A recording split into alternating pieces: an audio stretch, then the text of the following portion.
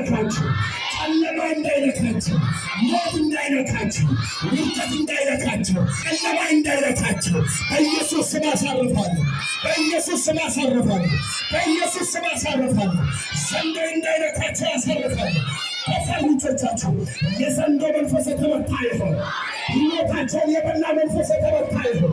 በረከታቸውን የበላ መንፈስ የተመታ ይሁን። ነገራቸውን የበላ ነቀስ የተመታ ይሁን። የተኛውም ክፋት የተመታ ይሁን። ይመታ ይመታ ይመታ። ዘንዶ የተመታ ይሁን።